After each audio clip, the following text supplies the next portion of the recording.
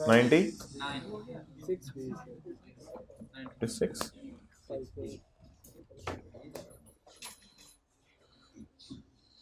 चलें जी निकाल लें।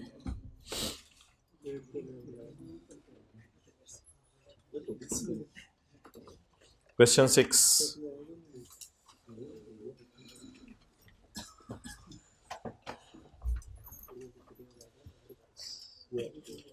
Page number 493। JF Associates is registered under Sales Tax Act 1990 as a manufacturer. Following information is available by JF for the month of August 2020। इसमें include का लफ्ज़ ढूंढ लें। एक इंक्लूड का लफ्ज़ ये आ रहा है, एक ये आ रहा है। अच्छा, सबसे पहले जी हमें मसला नज़र आ रहा है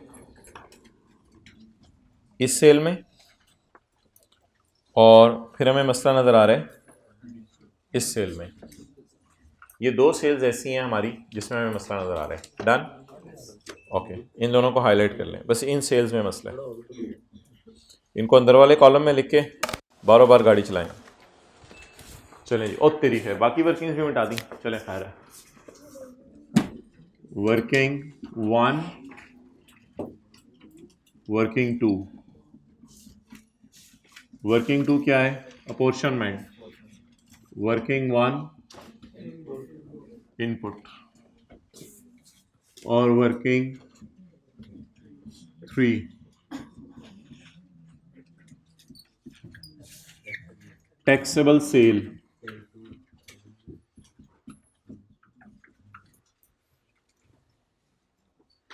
इसमें ना कुछ लाइनें छोड़ दीजिएगा आप लोग, 12-13। वर्किंग 1 में 3-4 लाइनें, वर्किंग 2 में 3-4 लाइनें, और वर्किंग 3 में 12-13 लाइनें। स्टार्ट करें। सेल टू रजिस्टर्ड 70,500 जी। Sale to unregistered 1300।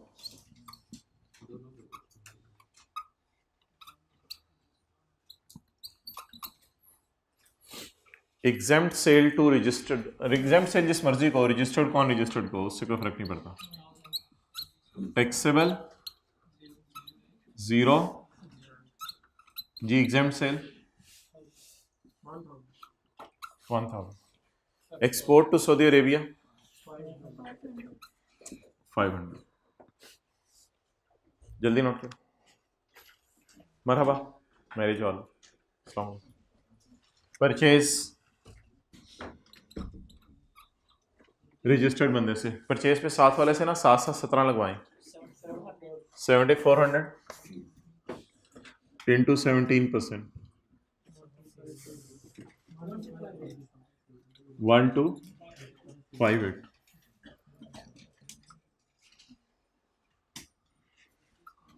और परचेज अनरजिस्टर्ड कितने की?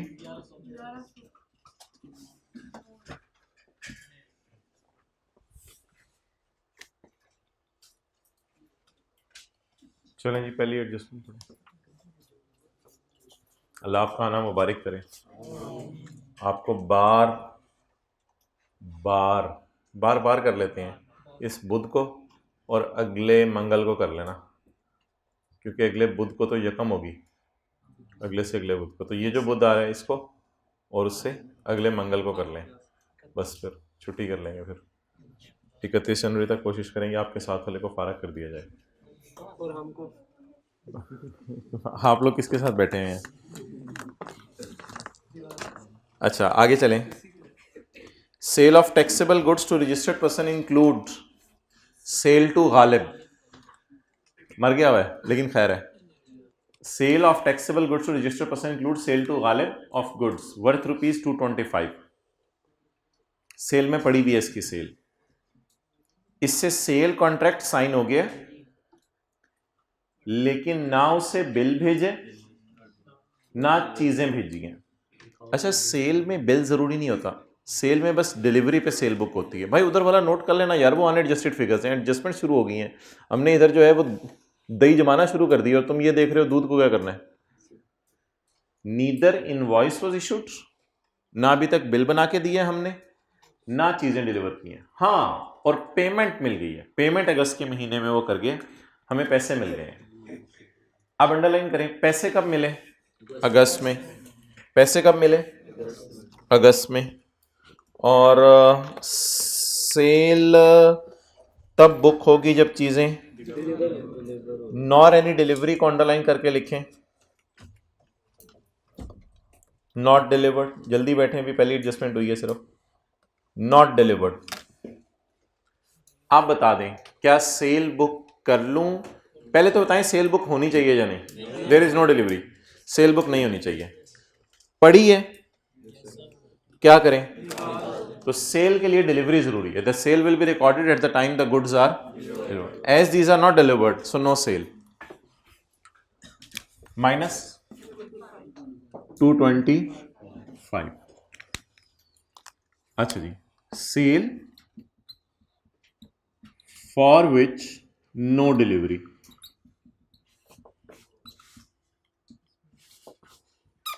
डैश, ऐसी सेल जिसकी डिलीवरी नहीं हुई।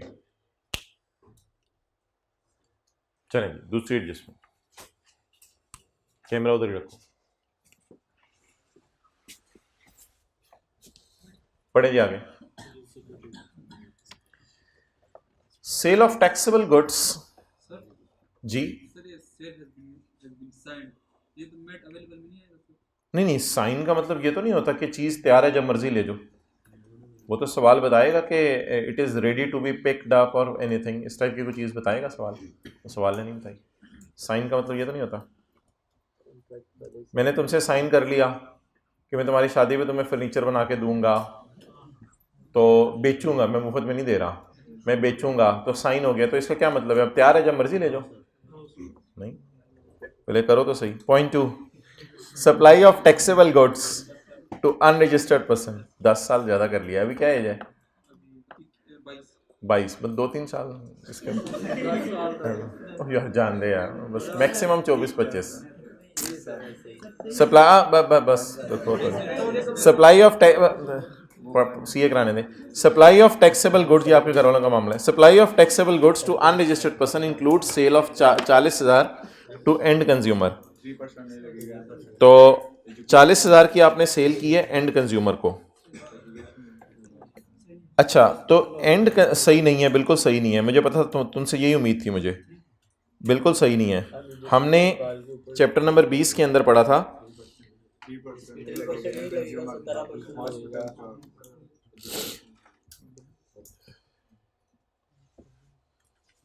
कि अगर आपने की सेल चीजें, पेज नंबर 453 पे पढ़ा था, अगर हमने सेल की ऐसे अनरजिस्टर्ड बंदे को जिसने चीजें, इधर देखने से क्लास होगी ना, साथ ही इधर देख, अगर हमने सेल की ऐसे अनरजिस्टर्ड बंदे को जो कि एंड कंज्यूमर है, जिसने चीजें इस्तेमाल करके फेंक देनी है, तो इसका अपने आप को अनरजिस्टर्ड रखना कोई बुरी बात नहीं है।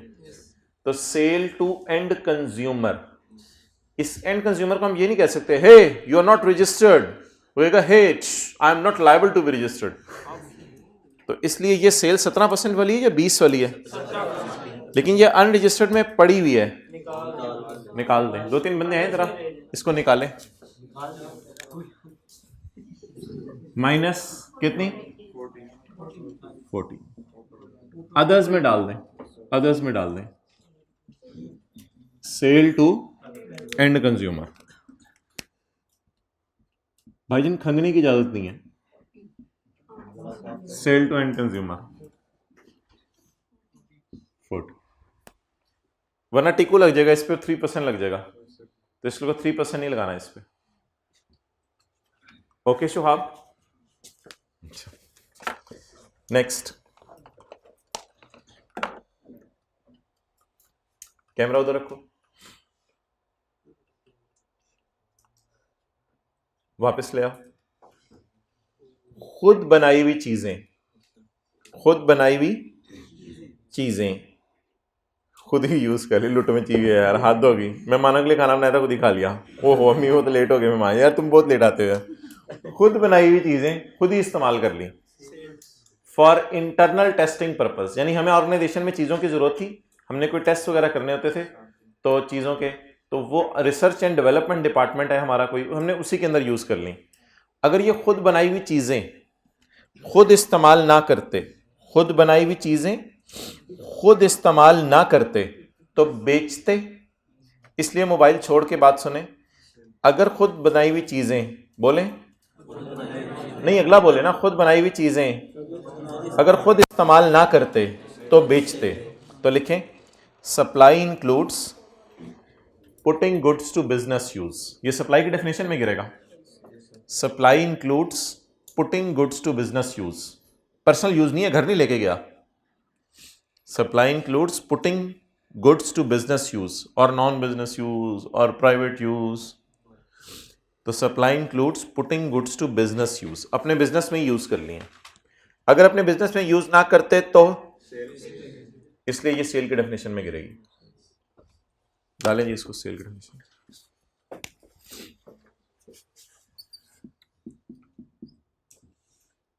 सप्लाई पुटिंग, डेफिनेशन पढ़ी थी हमने, पुटिंग गुड टू,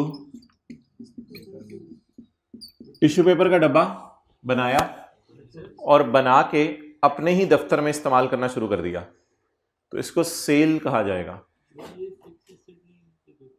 नहीं, फिक्स्ड एसेट तो तब होता ना जब हमने बाजार से खरीदा होता। ये असल में तो इसकी आगे मैं परचेज की बात नहीं कर रहा, फिलहाल तो ये बात हो रही है कि ये चीज़ जब इक्विपमेंट्स बनाना हमारा कारोबार है, पहली तो बात ये है, इसलिए तो ओन मैन्युफैक्चर्ड लिखा हुआ है, खुद बनाया है।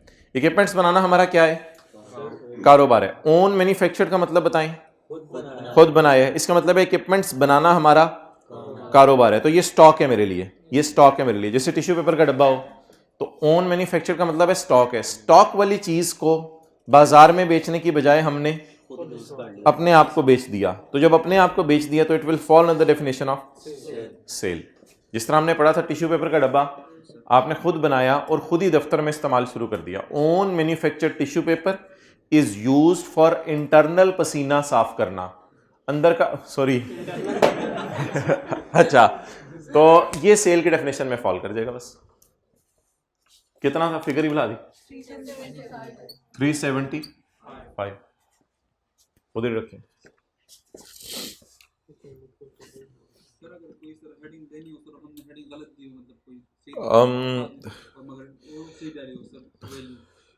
शायद ऑनर कर दे।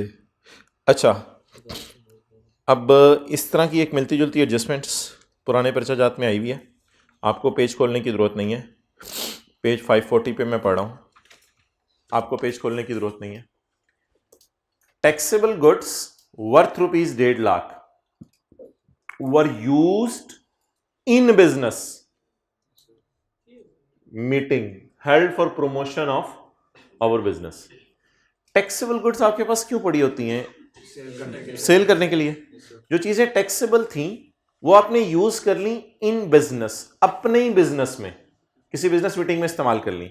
यानी हो सकता है हम कोई चीजें बनाते हो खाने पीने की और कोई इस्तेमाल की चीजें, वो हमने टिश्यू पेपर के डब्बे मिसाल ले रहे हैं, टिश्यू पेपर के डब्बे वर्थ ₹1.5 इतने, 1.5 लाख टिश्यू पेपरे थे, worth ₹1.5 lakh were used in business meeting, वो बिजनेस मीटिंग में इस्तेमाल हो गए। तो जो चीज मैं टैक्सेबल गुड्स अपने पास रखी हों for the purpose of sale और बाद में मैं उनको खुद ही यूज करना शुरू कर दूं, तो it falls in the definition of. और इसके लॉजिक ये होती है कि पहले इसकी रॉ मटेरियल की परचेज आप रिकॉर्ड कर चुके होते हैं ना, तो रॉ मटेरियल की परचेज आप रिकॉर्ड कर चुके होते हैं, उधर से फायदा ले चुके होते हैं, अब इसको फिर सेल में भी डालना जरूरी है। तो ये इसकी एक मिसाल है, इससे मिलती जुलती। लिख लें पेज 540.4, पेज 540.4 भी इसी की एक एग्जाम्पल थी। जी मोहतरम, किसको चाहिए, मेरे पास नहीं है ये वाली, ये उसकी थी, मेरे बैग में पड़ी हुई थी, उससे नहीं लेनी थी। 0.4 छोड़ो, मुझे नहीं जरूरत। JF issued a debit note to Harley Brothers to rectify a mistake in JF sale invoice.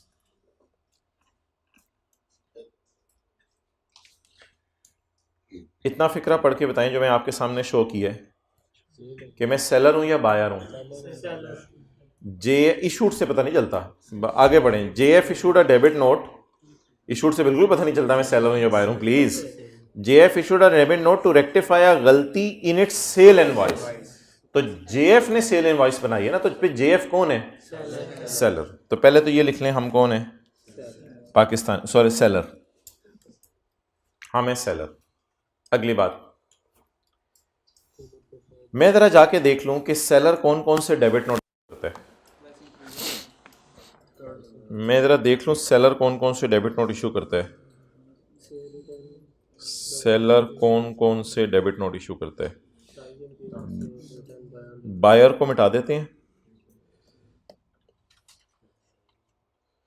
Seller सिर्फ, ये क्रेडिट नोट है, ये क्रेडिट नोट है।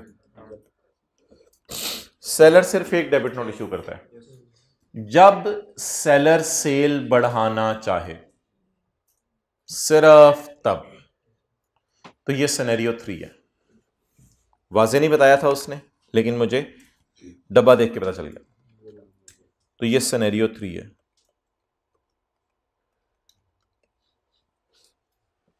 अगला चैलेंज होता है, क्योंकि ये दोनों तो क्रेडिट नोट है ना, तो ये डेबिट नोट है।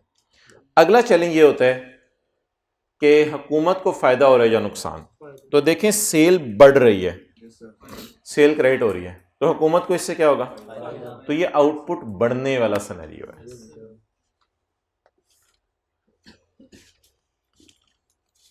आउटपुट बढ़ेगा, हुकूमत को फायदा होगा। ये सारी बातें अब आप लिख लें। एक ये सेलर है, दूसरी बात लिख लें सिनेरियो 3 है, और तीसरी बात लिख लें आउटपुट बढ़ेगा।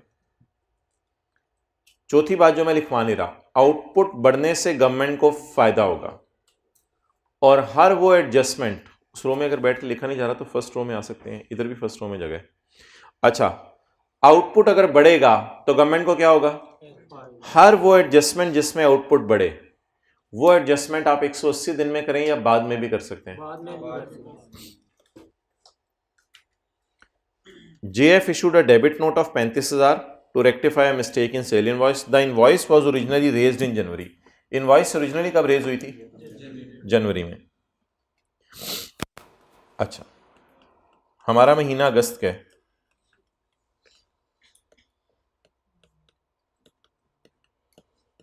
शायद आपको यह बताया था, याद आया जनवरी में, याद आया कि सेल बढ़ाएं। अगस्त में याद आया कि सेल बढ़ाएं, जनवरी वाली बढ़ा सकते हैं जी।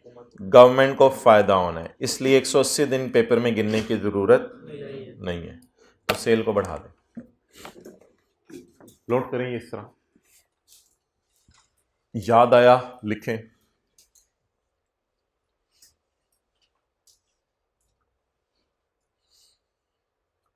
जनवरी की भूली हुई सेल अगर आपने अगस्त में बढ़ानी है, इसलिए बढ़ा सकते हैं कि इससे गवर्नमेंट को फायदा होगा। सर, हम जनवरी के रिटर्न रिवाइज नहीं करेंगे? हाँ, अगर ऐसा लाइन लिखते कि कमिश्नर से इजाज़त ले ली और उसने इजाज़त दे दी है, वो फिर कर सकते हो, आप लिख सकते हो ऐसा अगर लिखते वो, बस नॉर्मल। चलो अच्छा जी,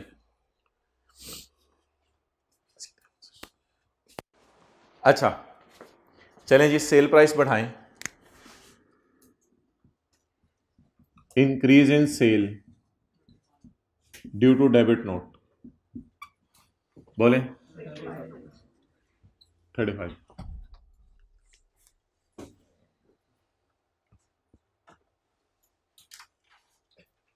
चलें जी आगे, वो बुला रहे हैं अहमद, दरवाजा लॉक कर दो। आगे चलें। जैसे यहाँ पे नहीं लिखा तो मैं इसको जनवरी की रिटर्न में डाल नहीं, never. 0.5 goods pledged goods pledged with a bank were sold by bank. तो असल में हमने सिक्योरिटी के तौर पे चीज़ें रखवाई हुई थी, बैंक ने हमारी चीज़ें बेच दी, नीलामी ऑफ 8 लाख। मैंने कहा था इस सेल को आपने फेयर वैल्यू पे रिकॉर्ड करना है, और ये होमवर्क में भी एडजस्टमेंट दी थी।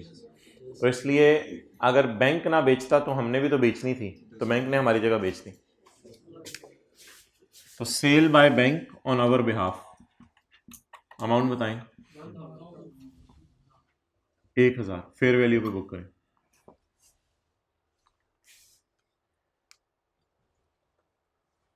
आपको पता है ये सेल 100 पे पड़ी होती है, परचेज पे साथ साथ क्या लगा रहे होते हैं 17, और सेल ऑलरेडी किस पे पड़ी होती है 100 पे। इसलिए सेल 100 पे पड़ी होती है। जब न्यूमेरिकल का फेस आता है तो इस फिगर को हम पकड़ के 17 लगा देते हैं इस पे, क्योंकि सेल ऑलरेडी किस पे पड़ी होती है 100 पे। लेकिन परचेज अगर 100 पे पड़ी भी हो तो साथ साथ उसे किस पे लाते हैं 17%। अगली लाइन पढ़े, 0.6। और बताएं कि कितना स्टॉक बिक गया है जी, सोचें कितना स्टॉक बिक गया है, बोलें जी। कुछ चीजें हैं जैसे रेटर्स पे नहीं प्रोविजन होती कि रेटर पैसे लेके भाग सकते हैं, इस तरह हमारे ऑर्गेनाइजेशन में कुछ स्टॉक था जो हमने बेचने के लिए रखा हुआ था, वो एक्सपायर होने वाला है।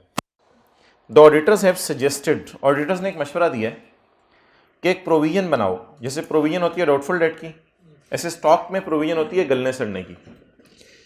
एक प्रोविजन बनाओ against absolute and expired stock, कि स्टॉक ऑब्सोल्यूट और एक्सपायर हो सकता है। एक प्रोविजन बनाओ 50% की अगेंस्ट स्टॉक ऑफ 350 के स्टॉक में से आधे स्टॉक की प्रोविजन बना दो कि हो सकता है ये गल सड़ जाए।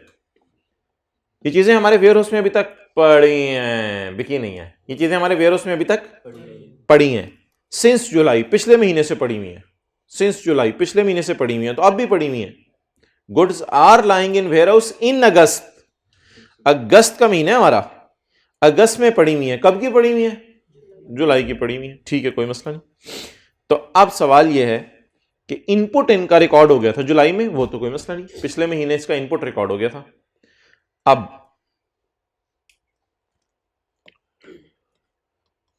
शायद जुलाई में कुछ चीजें खरीदी थी, जुलाई में हमने चीजें बाय की थी, अगस्त के एंड पर ये पड़ी हैं, तो मोहतरम इसकी सेल्स टैक्स ट्रीटमेंट कोई नहीं होगी, इसको इग्नोर करेंगे। हाँ, बिल फर्ज सितंबर में अगर बिक जाएं, और गली सड़ी चीज से सस्ती बिके तो तब सेल को कम अमाउंट से बुक कर लीजिएगा, बस। और क्या कर सकते हैं हम, इससे ज़्यादा तो नहीं कर सकते कुछ। तो वेट करें इसके सेल का, जब कभी सेल होगी तो इस तरह कर लें। लेकिन गली सड़ी हुई चीज़ों के ऊपर कुछ करना, उसमें तो हमारे लॉ ने कुछ नहीं बताया था। तो और ये तो अजीब सी बोंगी होगी कि पड़ी हुई चीज़ को सेल में डाल दें। वो एक रेयर सर्कमस्टांस था पड़ी हुई चीज़ को सेल में डालना। वो ये था कि मैं अगस्त के अंदर रजिस्टर्ड हूँ और मैंने परचेज रिकॉर्ड कर ली हुई है, और सितंबर में मैंने अनरजिस्टर्ड हो गया हूँ क्योंकि मेरा बिजनेस बड़ा डाउन हो गया, मैं अनरजिस्टर्ड हो गया, I am not liable to be registered. तो फिर मैंने कहा था आपको, possession of goods held immediately before deregistration falls under the definition of supply. लेकिन ये बात इतनी पुरानी है कि पहले ये तीसरी क्लास में पढ़ ली थी, शायद भूली हो।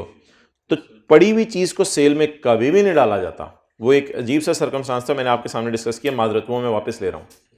ये चीज़ें कब की हमारे पास हैं? जुलाई से हमारे पास पड़ी हुई हैं और अभी तक भी पड़ी हुई हैं। अगर बिकेंगी तो इनको किस में डाल देंगे? सितंबर में सेल में। और अगर अक्टूबर में बिकी, अक्टूबर में सेल में डाल दीजिएगा। फिलहाल ये चीजें बिकी तो इनको इग्नोर कर दें। लिखें, ये चीजें अभी तक सेल नहीं हुई इसलिए इसको इग्नोर करेंगे। ये चीजें अभी तक सेल नहीं हुई इसलिए इसको इग्नोर करेंगे।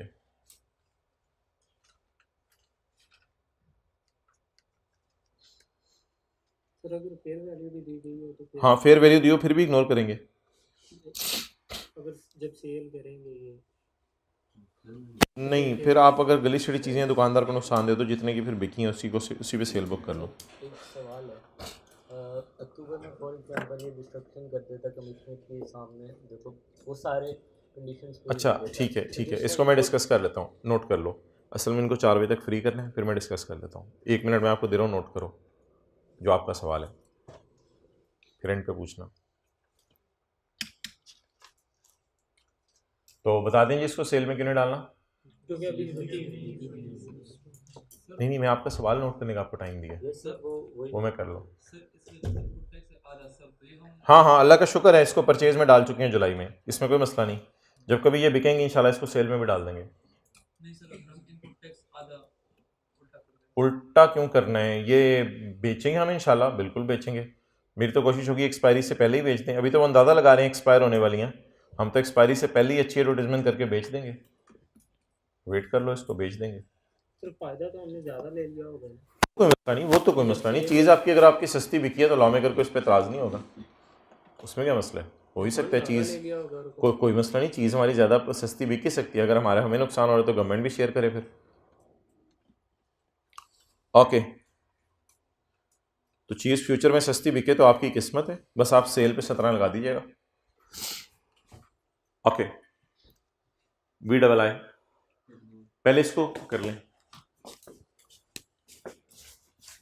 Provision for stock not sold yet, इसलिए इसको सेल में ना डालें।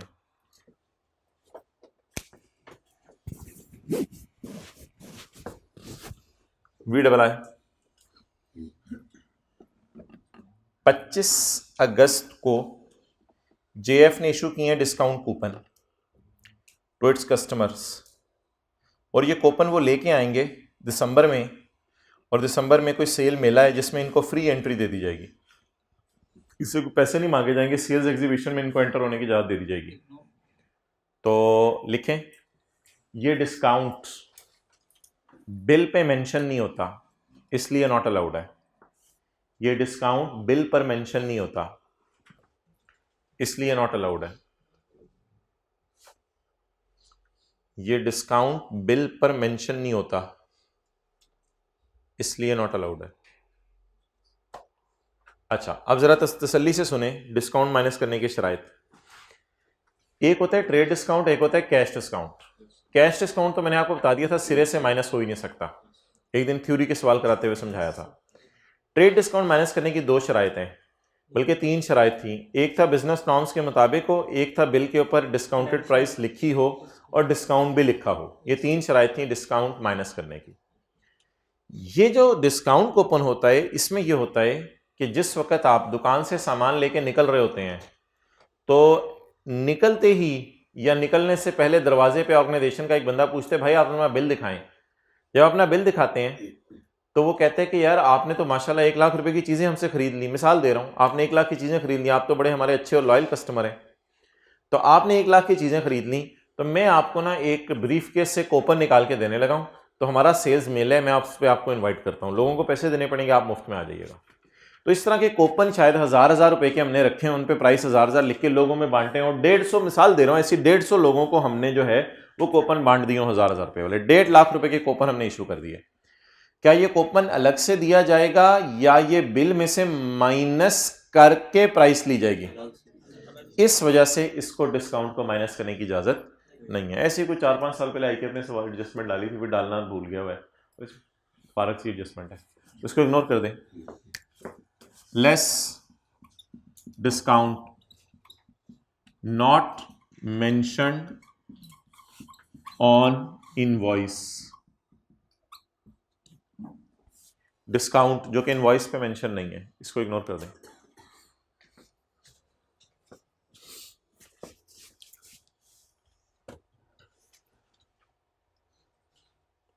इस सवाल में वो सारी एडजस्टमेंट्स डाली हुई हैं जो अजीब अजीब सी आई हुई हैं। VII सेटलमेंट डिस्काउंट का मतलब लिखें कैश डिस्काउंट। कैश डिस्काउंट तो सेल्स टैक्स वाले माइनस नहीं करने देते। अच्छा मुझे पहले ये बता दें, ये परचेज वाला डिस्काउंट है सेल वाला, फिर अगला फड्डा तो बाद में है। मतलब ये सेल करेंगे पैसे जो Purchase देंगे वाला। तो हमको थोड़ा डिस्काउंट देंगे मतलब प्रेस को पैसे देंगे। ये यानी होंडा वाले सरासिफ को डिस्काउंट दे रहे हैं या होंडा वाले जनरल टायर से डिस्काउंट ले रहे हैं? गिवन को अंडरलाइन करें, discount was given. Was given का मतलब क्या है? हमने डिस्काउंट दिया है किसी को या किसी ने हमें डिस्काउंट दिया है? तो वॉज गिवन को अंडरलाइन करके लिखें, हमने एज अ सेलर किसी को डिस्काउंट दिया है। हमने एज अ सेलर, किसी का नाम लोकल डिस्ट्रीब्यूटर है, कोई बंदा होगा, हमने एज अ सेलर डिस्काउंट दिया है। और अगर हम बायर होते तो क्या लिखा होता? डिस्काउंट वॉज रिसीव्ड, हमें किसी ने डिस्काउंट दिया। डिस्काउंट वॉज गिवन का क्या मतलब है? सेल में पैसे छोड़ देना, सेल में से पैसे माफ कर देना। तो इसलिए ये सेल टाइप डिस्काउंट है, लेकिन इसको भी इग्नोर करेंगे। लेस, लेकिन लेस नहीं करेंगे, लेस नहीं करेंगे। लेस आपके समझने के लिए लिख रहा हूं, कैश डिस्काउंट, इसको इग्नोर करना।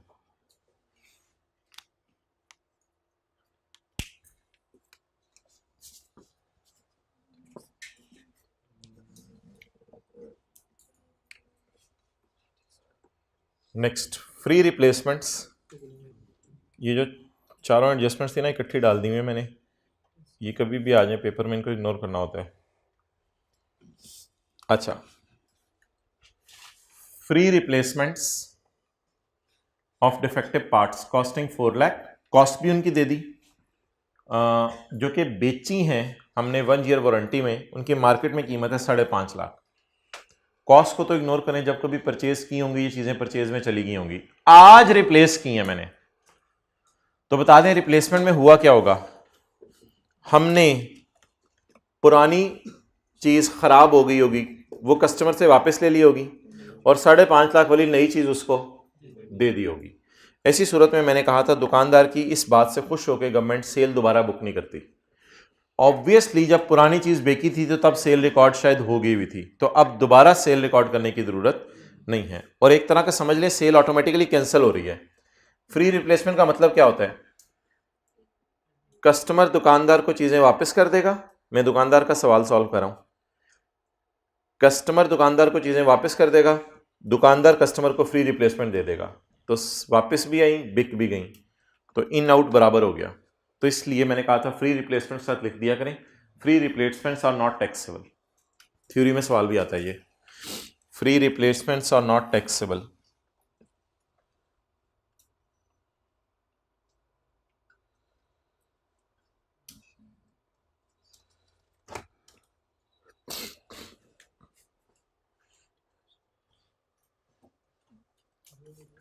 ओके,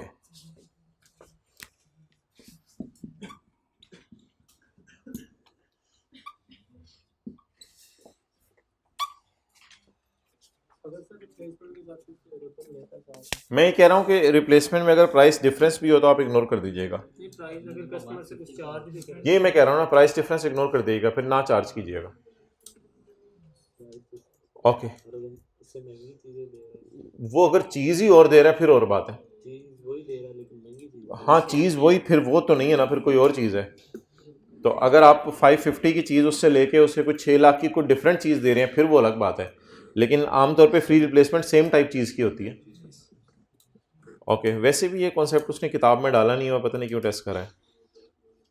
पॉइंट 10 क्लास में आपको करवा दिया था एक न्यूमेरिकल में डलवा के, तो इसको काट ही दें, छोड़े पड़े, क्लास में कर लिया हुआ ये मशीन नहीं, ये वाला करवाना है मुझे पता है, बहुत जल्दी है तुझे। मशीन ए यूज हुई थी for taxable local as well as exam. For taxable local, taxable local ये होती हैं क्योंकि ये तो टैक्सेबल एक्सपोर्ट होती हैं, for taxable local as well as exam. इस मशीन को इसमें डाल देना था, और ये वाली मशीन जो बी थी उसके साथ लिखा हुआ था it has been used for only manufacturing of export sale. ये किस सेल के लिए है सिर्फ? तो ये होमवर्क में सवाल दिया था आपको, दिया था मुझे याद है, देखे डिस्कस भी हुआ हुआ। ऐसे ही पंगे लेते हैं यार। ये आप लोगों की क्लास में लाइन बनाई थी, पेज 539, मशीन ए और बी सारी, ऐसे गप्पे ना ठोका करें, नहीं दिया था, पेज क्वेश्चन 25 था। ओके नहीं यार इतना अगले को एकदम ना डाउन कर दिया करें। पॉइंट 11, इन जून 2020,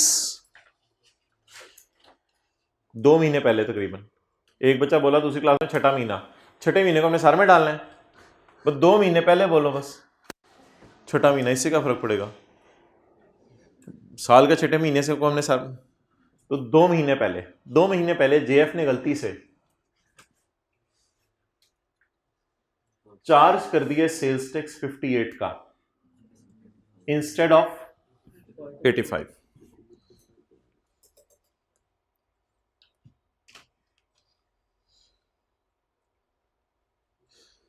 दो महीने पहले जेएफ ने गलती से सेल्स टैक्स चार्ज कर दिया 58 का instead of 85 on sale of chemical to customer, sale to customer. आप बता दें जी हम सेलर हैं या बायर हैं? सेलर। गलती से कितना टैक्स चार्ज कर दिया? ओ ये फिगर 17 पे पड़ी है, ओ ये फिगर 17 पे पड़ी है, ये सेल्स टैक्स है, ये फिगर 17 पे पड़ी है। ये जो 58 वाली फिगर है ये क्या है? रॉन्ग, इटसेल्फ 17 है ये फिगर्स, ये खुद 17 है, यानी 234 की आइसक्रीम ली तो ये 34 टाइप चीज है कोई, ये आउटपुट है असल में, ये सेल नहीं है। इटसेल्फ 17 है, 17 की तो आउटपुट कहते हैं, सेल पे 17 को, वो तो भी सब्र करो ना, करना क्या है, तो सबके साथ चलो, आपको अगली ना करवा दूं। पॉइंट 12 अच्छा छोड़ना यार। 58 कौन सी फिगर है? रॉन्ग। 85 ओरिजिनल। मुझे बता दें आप जून की सेल को अगस्त के अंदर, या जून के आउटपुट को, जो लफ्ज आपको पसंद आए, जून की सेल या जून के आउटपुट को अगस्त में कितने हजार से बढ़ाना चाहते हैं? सेल नहीं, आउटपुट को कितने से बढ़ाना चाहते हैं? 27 से। तो सबसे पहले इसकी अंग्रेजी पढ़ते हैं। डेबिट क्रेडिट नोट में हमने पढ़ा था where for any valid reason, VOS, हमारे सवाल में वीओएस पे फर्क नहीं पड़ा, और amount of sales tax has increased, the seller shall issue a debit note. तो what was VOS? 58. VOS तो नहीं माजरत, sales tax. What was sales tax? 58. What is sales tax? 85. It has increased. Where for any valid reason the amount of sales tax mentioned in original bill of June has increased, ये बढ़ गया किसी वजह से, the seller shall issue a debit note. Seller ने debit note, अब seller की जिम्मेदारी बताएं क्या इशू करे? Debit note. तो लिखिए वी आर सेलर, वो तो लिख लिया हुआ हमने। सिनेरियो 3, सिनेरियो 3 कैसे सिनेरियो 3 बना? सेल बढ़ रही कम हो रही, बढ़ रही कम हो रही, बढ़ रही, तो ये कौन सा सिनेरियो बना? सिनेरियो 3। अच्छा अब मेरा सवाल है आपसे कि जून में भूली हुई चीज, जून की भूली हुई चीज अगर अगस्त में याद आए,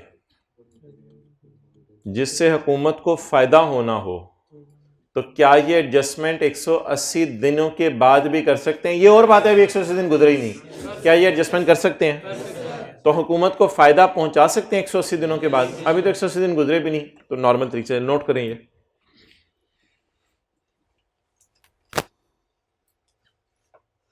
अच्छा ये एडजस्टमेंट इस तरह मजे की थी कि इसमें डेबिट क्रेडिट नोट का लफ्ज नहीं था, तो आप पेपर में पता कैसे चलेगा डेबिट क्रेडिट नोट लगाना है? या चीजें वापस हो रही होंगी या चेंज, लफ्ज याद है रूल 20 और 21 की? रूल 20 की हेडिंग क्या थी? रिटर्न, और रूल 21 की हेडिंग क्या थी? चेंज। याद आ रहा होगा, रूल 20 की हेडिंग थी रिटर्न, चीजें वापस हो रही हैं, और रूल 21 की हेडिंग क्या थी? चेंज। तो चीजों का वापस होना भी डेबिट क्रेडिट नोट के थ्रू रूट होता है, और चीजों की प्राइस बढ़ना और कम होना भी डेबिट क्रेडिट नोट के थ्रू रूट होता है, और वीओएस के अलावा टैक्स का बढ़ना कम होना भी डेबिट क्रेडिट नोट से रूट होता है। तो ये एक ऐसी एडजस्टमेंट थी 3-4 दिनों में हमने पहली दफा पढ़ी जिसमें डेबिट क्रेडिट नोट का लस नहीं लिखा हुआ था, लेकिन चेंज इन प्राइस का मतलब ही ये था डेबिट क्रेडिट नोट। ओके, अब हमने आउटपुट क्या करना है? बढ़ाना है। इससे गवर्नमेंट को क्या होगा? फायदा। ये एडजस्टमेंट 180 दिनों बाद भी कर सकते हैं, लेकिन अभी तो 180 दिन गुजरे ही नहीं। अच्छा यार, अब एक मसला है कि इस 27 को कहाँ शो करें? आउटपुट 27 का कैसे बढ़ाएं? यार न्यूमेरिकल के फेस पे डाल दो। अब अजीब सी देखो बातें कर रहे हो, पहले सिलेबस के आखिरी दिन चल रहे हैं, ऊपर से जो है वो किसी बच्चे को जाते हुए परेशान कर देना। मैं तुम्हें बताऊं, फेस पे एक और चीज़ भी आती है। क्या आती है यार? वो एक और चीज़ थी, वो पता नहीं फलाने सवाल की एडजस्टमेंट नंबर 11 थी। ये तो अब जान लेने वाली बात हुई ना फिर किसी की। तो छोड़ो परे यार इन चीज़ों को, फेस को क्यों छेड़ रहे हो? छोड़ो परे, बस सेल है तो सेल में डालो, ख़त्म करो बात। फेस में तो नहीं चीज़ें आती। फेस में तो जो फेस है वही फेस है, कोई फेस नहीं आना आज के बाद बनाने लग जाइएगा। लेकिन एक मसला ये है कि थोड़ी देर पहले मैंने आपको ना इस एडजस्टमेंट की वजह से एक सवाल पूछा था, किसी को याद हो? इस एडजस्टमेंट ने आना था, इस वजह से थोड़ी देर पहले मैंने आपसे एक बात की थी, किसी को याद हो? मैंने कहा था वर्किंग 3 में चीजें 100 पे पड़ी होती हैं, इसीलिए इस फिगर का जो टोटल आता है इसको हम यहां लिखते हैं और फेस पे जाके इस पे 17 लगाते हैं। इसका मतलब क्या होता है कि ये 100 पे पड़ी हुई थी, यानी 200 टाइप चीज थी, 34 रुपए आ गए। तो ये फिगरें 100 पे पड़ी होती हैं ये सारी, और ये वाली फिगरें 17 पे पड़ी होती हैं। अब अजीब सी चीज होगी कि इधर आप 17 की फिगर डाल दें, 17 की फिगर नहीं घुसा सकते। इधर फिगरें किस पे पड़ी हुई हैं? 100 पे। तो कुछ ट्राई करते हैं। हाँ, मैं आपको कह दूं कि 34 रुपए मैंने टैक्स दिए हैं, तो फिर आइसक्रीम कितने की थी टैक्स के अलावा? कैसे बताएंगे? आइसक्रीम कितने की? 34 रुपए मैंने आइसक्रीम खरीदते हुए टैक्स दिया है, तो आइसक्रीम कितने की थी टैक्स से पहले? 34 डिवाइडेड बाय 17 मल्टीप्लाइड बाय 100। देखें क्या जवाब आ रहा है? 200। तो ये फिगर किस पे पड़ी हुई है? अनलकीली सेल्स टैक्स लॉस लिखा हुआ है, ये 17 पे पड़ी हुई है। पहली दफा ऐसा हुआ है सेल 17 पे पड़ी हुई है, पहली दफा ऐसा हुआ है क्लास में, ये चैलेंज भी पहली दफा आया। तो सिनेरियो कौन सा है? तीसरा। सेल हमने क्या करनी है? बढ़ानी है, या आउटपुट बढ़ाना है, जो मर्जी कह दें। 27 कितने पे पड़ा हुआ है? लेकिन मुझे क्या चाहिए? 100। 159। डन। ओके, नहीं बेहतर नहीं है, इसी तरह रूट कराओ जी। कौन बोला है? इनपुट नहीं लिया जाएगा ना रिफंड, अगर डायरेक्ट फेस पे डाल देते हैं। बेहतर है इसी से रूट कराओ, बस उधर ही रखो जरा। अच्छा जी, एक अब सवाल है कि कई दफ़ा ना लॉ में एक मसले को हल करने के ना 2 तरीके होते हैं। तो सेल बढ़ाने के ना 2 तरीके हैं। आज आप आ ही गए हैं तो सुन लें। एक सेल बढ़ाने का तरीका है रूल 21 कि वीओएस या टैक्स बढ़ाना है तो सेलर डेबिट नोट इश्यू कर दे। एक और तरीका भी है, वो थोड़ा सा ज़रा लेंथी तरीका है, वो ना जनरली लोग अवॉइड करते हैं, उसमें बड़े स्यापे हैं। वो ये तरीका है जो हमने चैप्टर 20 में पढ़ा था। वो तरीका लोग प्रैक्टिकली अवॉइड करते हैं, लोग कहते हैं इतने लंबे चक्रों में क्यों पढ़ें। वो तरीका हमने पढ़ा था पेज 465 पर, revision of return. A registered person, इसमें कमिश्नर की इजाजत की जरूरत है, डेबिट क्रेडिट नोट में कमिश्नर की इजाजत की जरूरत नहीं है। A registered person may on इजाजत of commissioner file a revise return to correct any omission और रॉन्ग डिक्लेरेशन। कोई भी गलती आपने सही करनी है, आप रिटर्न ही रिवाइज कर लें। गलती बताएं क्या हुई है? जून में टैक्स कम रिकॉर्ड हुआ है, इज इट अ गलती? हाईलाइट कर लेना इनएडवर्टेंटली। इज इट अ गलती? जून की गलती अगस्त में पता चल गई। हमारे पास दो रास्ते होते हैं भाई, प्रैक्टिकली बात कर रहा हूं, हमारे पास दो रास्ते होते हैं। एक रास्ता है रूल 21 का 1 के डेबिट नोट इशू कर दें। एक रास्ता है सेक्शन 23 का 3 रिटर्न रिवाइज कर दें। ये हमारे पास दो रास्ते अवेलेबल होते हैं। अगर सवाल में एक लाइन आ जाए, हमने सोचा है रिटर्न रिवाइज कर देते हैं और कमिश्नर ने इजाजत भी दे दी है, अगर ये लिखा आ जाता खुदा ना खास्ता सवाल में इस फुल स्टॉप के आगे, तो फिर क्या करते? अगस्त का न्यूमेरिकल करें ना, फिर अगस्त के न्यूमेरिकल में इसको क्या करते? एक्सेलेंट, इग्नोर कर देते। वाई?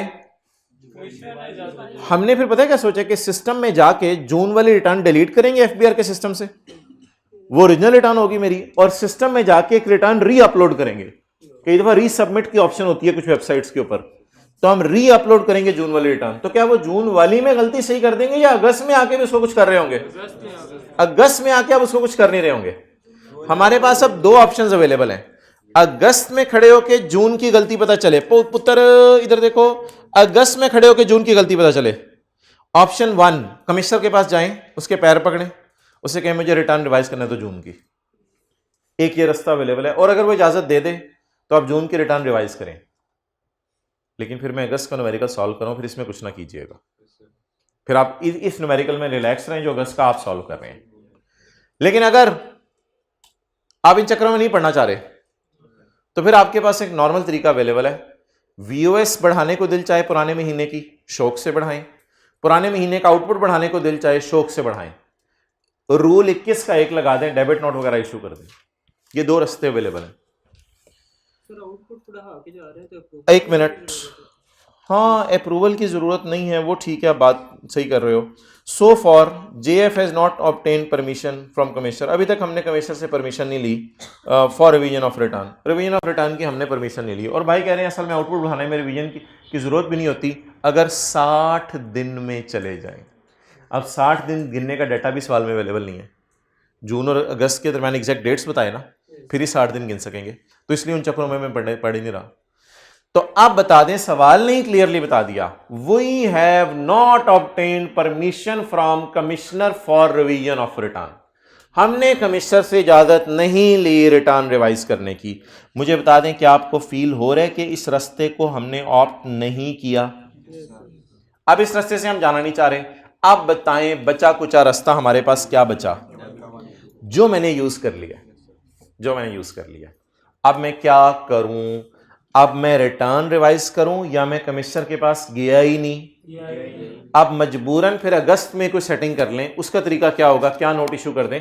Debit note. बस दूसरी क्लास में भी इतना ही सवाल करवाया था, इट्स ओवर।